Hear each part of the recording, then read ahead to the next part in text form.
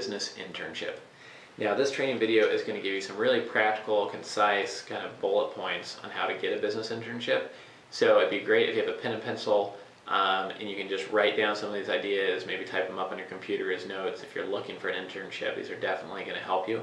So here we go. First, meet face-to-face as often as possible. It's much more powerful than communicating over the phone or over email.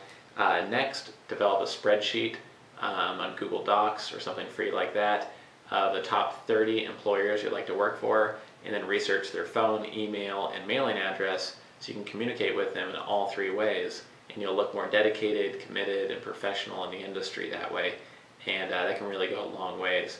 And the reason we want you to approach 30 people at a time for internships is that most people approach 5 or 10 kind of haphazardly. By approaching 30, and if a couple drop off and don't seem interested, you can add a couple other ones on there to get it back up to 30. By going at that high level and then staying organized in a spreadsheet of how the relationship is developing, you'll be much more effective than the other people you're competing against for these internships. Next, consider that distance is not a limitation for an internship. If you're looking to get initial experience, you can complete a project for someone halfway across the world. It's something I did while starting in my career from the West Coast of the United States. I worked for a firm in the middle of Europe who was doing research on products related to Australia and Asia. And that gave me some great initial experience, and it was an internship project. So that's something you could do as well. Another tip is to make up a project. If you go in and you want to work for a business and they say, well, we're sorry, we're not hiring an intern right now, we don't need an intern to help us, you could say, well, actually, if I could just have 5 minutes of your time during an informational interview, I've came up with 2 different projects I would like to complete for your company. Could I just show you what those are in just 4 or 5 minutes? And maybe one of them would be researching all of their close competitors and producing a competitive analysis report. And maybe another would be doing research and exploring a product line that maybe their competitor offers or maybe that they want to offer. And that can be really valuable information for them to gather, maybe stuff they haven't spent a lot of time on or enough time on, and it's a great way to get internship experience. Another tip I have here is to gain as much specialized knowledge as possible within that niche.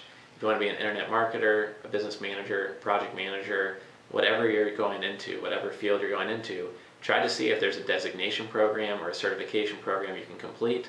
Many of these are available on our website at businesstraining.com. And even if you can't complete one of those programs, then try to read as many books, articles, and blogs in the industry as possible, because it really will help you speak the language and know the terminology within the industry. The last tip here is that one thing you could do is work for free in an internship. I don't mean work for free forever. This strategy is working for free long enough to reduce the risk of the employer.